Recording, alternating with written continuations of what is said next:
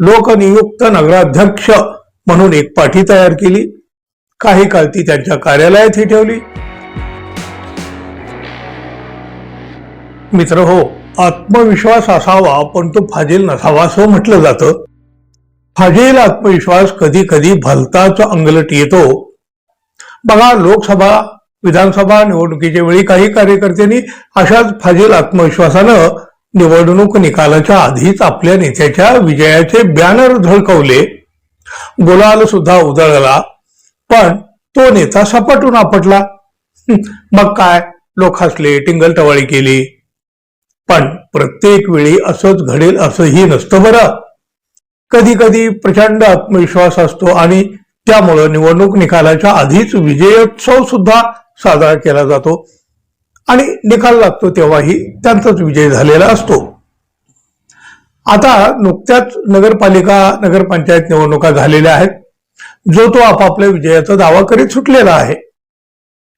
कशा पद्धतीनं आपण जिंकू शकतो याची गणितही मांडताना अनेक जण दिसत आहेत. अर्थात 21 डिसेंबर पर्यंत हे सुरूच राहील.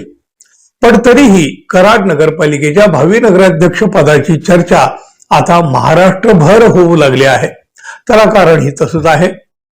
निवडणुकीच्या निकालाआधी तिथल्या नगराध्यक्षाची पाठी चर्चेत आलेली आहे. कराड नगरपालिकेच्या नगराध्यक्ष पदासाठी यशवंत विकास आघाडी आणि लोकशाही आघाडी यांच्यातर्फे माजी उपनगराध्यक्ष राजेंद्र सिंह यादव हे उमेदवार म्हणून निवडणूक रिंगणामध्ये होते. मतमोजणीला आणि निवडणुकीचा निकाल घोषित व्हायला अजून अवकाश आहे. पण त्यापूर्वीच त्यांच्या समर्थकांनी त्यांच्या नावाची लोकनियुक्त नगराध्यक्ष अशा पद्धतीची एक पाठी तयार करून ती काही काळ त्यांच्या कार्यालयात सुद्धा ठेवली होती. पश्चिम महाराष्ट्रातील सर्वात मोठी नगरपालिका म्हणून कराडचा उल्लेख होतो. या नगरपालिकेच्या निवडणुकीसाठी तब्बल 9 वर्षानंतर निवडणूक झाली. त्यामुळं यावेळी निवडणूक ही अत्यंत रंगतदार झाली, तेवढ्यात चुरशीची सुद्धा झाली. यावेळी निवडणूक आयोगाने जारी केलेल्या निवडणूक कार्यक्रमाप्रमाणे उमेदवारांना चिन्ह मिळाल्यानंतर प्रचाराला अवघे 5 दिवस मिळालेले होते. त्यामुळं नेत्यासह उमेदवारांनी सुद्धा पायाला भिंगरी लावून मतदारापर्यंत पोहोचण्याचा प्रयत्न केला.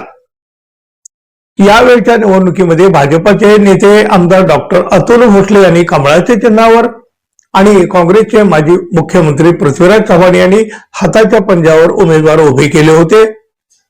माजी सहकार मंत्री आणि राष्ट्रवादी काँग्रेस शरद पवार पक्षाचे जिल्हाध्यक्ष बाळासाहेब पाटील यांची लोकशाही आघाडी आणि माजी उपनगराध्यक्ष राजेंद्र यादव यांची यशवंत विकास आघाडी यांनी ही निवडणूक एकत्रित लढवली.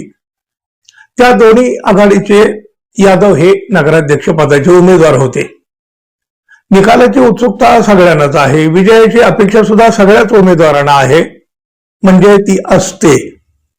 पण राजेंद्र यादव यांच्या समर्थकांनी मात्र निकालाच्या आधीच त्यांच्या नावाची लोकनियुक्त नगराध्यक्ष म्हणून एक पाठी तयार केली.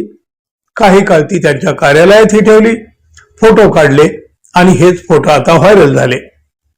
निकालाच्या आधीच लोकनियुक्त नगराध्यक्ष म्हणून पाठी लावल्यामुळं चर्चा तर होणारच. या अति उत्साहाचं आता निकालात काय होतंय ते मात्र 21 डिसेंबरला दिसेल. पाहूया. धन्यवाद. पुन्हा भेटू. नमस्कार.